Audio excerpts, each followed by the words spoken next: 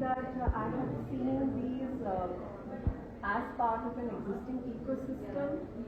These are practicing textile, traditions. They are not curated at all. What you're seeing is actually the interpretation of these women as the patterns and what they see around.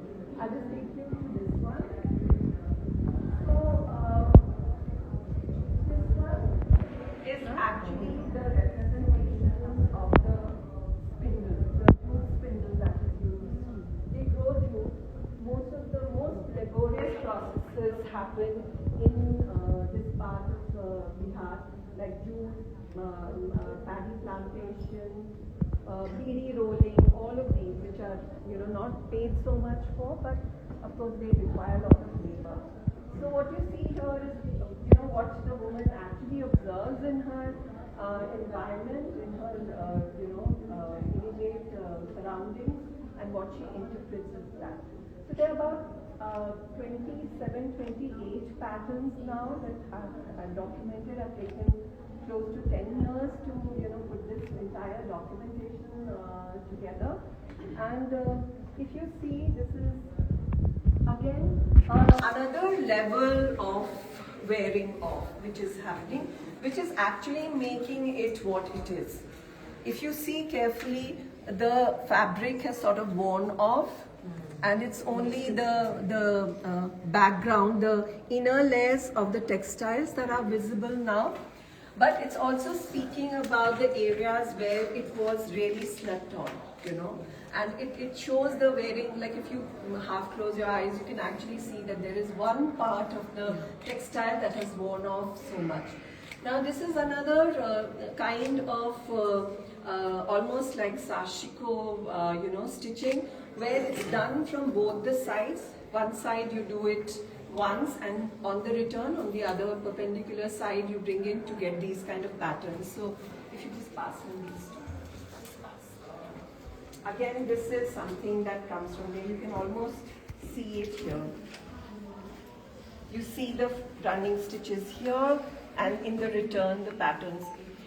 This is one, it's a simpler example, but you have, again here what you see are rhombuses. Again, that whole diagonality, so there are no squares, there are rhombuses that are working.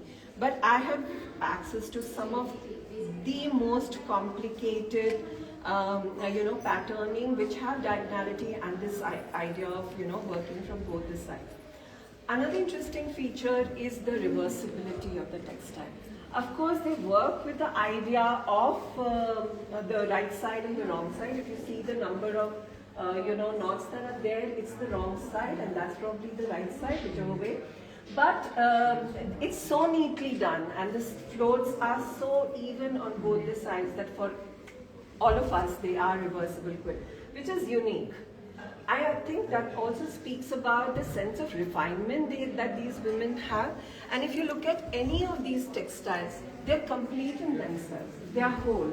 So when you start with, I think I wrote down something which I want to read out. Sorry. Yeah. Worn or torn, made whole and usable again, extending a lifespan. Worn or torn, like what is mending? Yeah.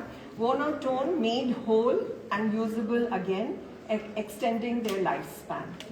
So that's pretty much what is happening here, without any sort of external, inspiration. It is just done because they need these in their families. These are domestic quilts. They have to just do it because that's how the color comes into their lives, the courtyard, and so on and so forth. Again, when we talk about mending, which is through the lens which we are seeing here, if you see, there aren't, patchworked areas.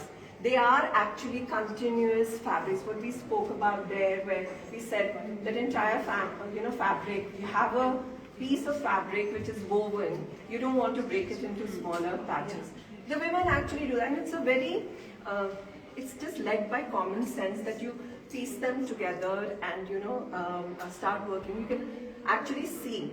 And for me, these are also most beautiful way of explaining color theory. to students because you realize that how the red sort of changes its tonality when it's against this and against the red against the yellow. So I think that makes it, you can almost see the stay stitches. You see it here. Yeah, this is actually the memory of the textile, the first ones that were put together. Mind you, nowhere do they use anything other than the needle and the thread. There isn't any frame, no. There's no marking also. What they mark with when they have to actually work on it is they dip the thread in turmeric and they just kind of go around marking it. And they just yeah.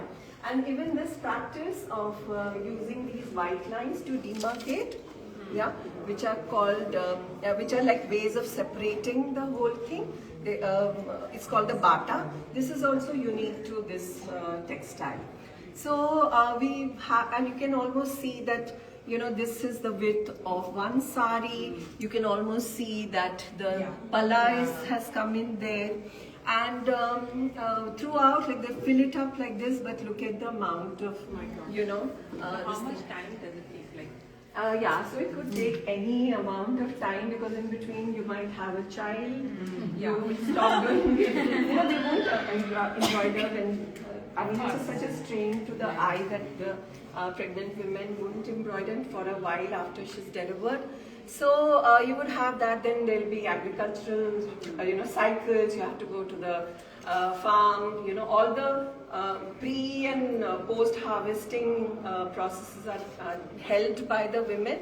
So I think that in that sense it could take about 6 to 8 months. I've seen where the woman has actually tied it into a potli and kept it aside because for 2-3 years she could not go back to it and then she's kind of continued it again.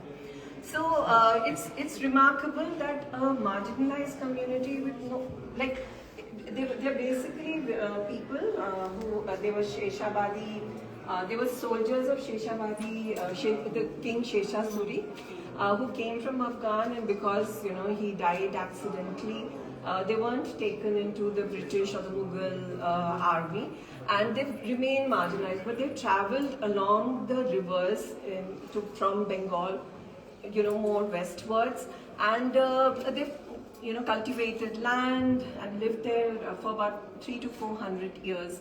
So I think there is a huge sense of ownership. Like, the other Muslim communities in the same area just don't make these textiles. It's only this migrant community that makes it, And a very strong sense of identity, very strong sense of passing on. So women will talk about it, they'll say that hum jab nahi rahenge to inka vibhajan hoga. So vibhajan word is actually, when we understand it, comes from the idea of property. Vibhajit hona. But for them, this is what it will be. I've heard of women say that meri maa ne mujhe nahi diya. So that kind of a thing, So it's a very emotional sort of story. Of course, it's used for the baby, as an absorbent layer. It's never worn, like it's never used for covering. But interestingly, it's also used as an external, as an added layer to the kafan. So the lady would be actually taken along with the kafan. She'll also have her favorite kheta going with her, and it will be brought back to the family. And there are also some rituals that are associated with the women who come with the dulha, who come with the groom to the other family. So there's some rituals around those also. So it's a very interesting textile that it marks all these rituals. So it's ritualistic, it's domestic, it has a sense of heirloom, it's a bedding quilt. And the interesting bit is that we are living in India where these textiles still remain undocumented. So so for all these years, I'm a trained designer, so everybody would come back and say, "Oh, these are so bohemian," and I'm like, "No, they're not bohemian at all." Okay? And then you say that it's so sacred, it's so beautiful on its own that you don't want to touch it.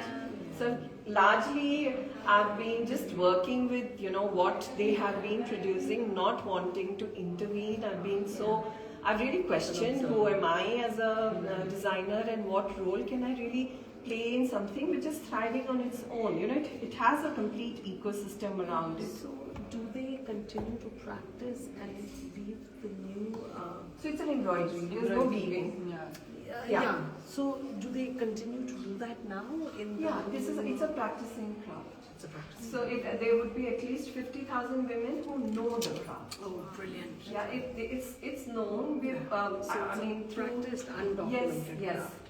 So I've actually been able to compare each pattern with what's available around them. Otherwise, they are such curated experiences of knowing textiles that this seemed like first 3 years I was not believing it that I had chance to see this, and then I realized that my God, I come from Bihar, so and my Nanihal is like just 70 kilometers from where I work.